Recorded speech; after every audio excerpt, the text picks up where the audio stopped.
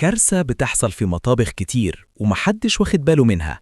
الزيت بيسود بسرعة والريحة بتفضل لابسة في البيت يومين، وطبعا النتيجة أكل مش مقرمش وزيت بيترمي كل شوية. بس خلاص، الحل عندك أسهل مما تتخيلي. أول سر: إزاي تخلي الزيت يفضل فاتح ونضيف؟ قشر البيض فلتر طبيعي. حطي قشرة بيضة نظيفة ومغسولة في الزيت قبل ما يسخن، هتسحب الشوائب اللي بتسود الزيت بسرعة وتخليه يفضل فاتح وكأنه لسه جديد. عود الكرفس قاتل الروائح. حطي عود كرفس في الزيت وقت القلي، هيشيل أي ريحة تقيلة، سمك، توم، ويخلي طعم الأكل صافي وما فيهوش زفارة. تاني سر: قرمشة كده تفرقح في البق. رشة الملح قبل التسخين السر الكبير.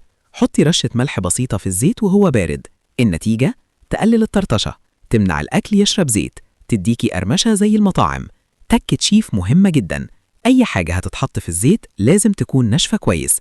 المية، طرطشة، زيت اسود بسرعة. اعملي التكات دي وهتدعيلي من أول قلية. وما تنساش تصلي على الحبيب. اعملي لايك وشير علشان نوصل لأكتر عدد ممكن. اللايك مش هيفرق معاك، لكن بيفرق معايا جدا علشان نقدر نستمر وننشر كل جديد.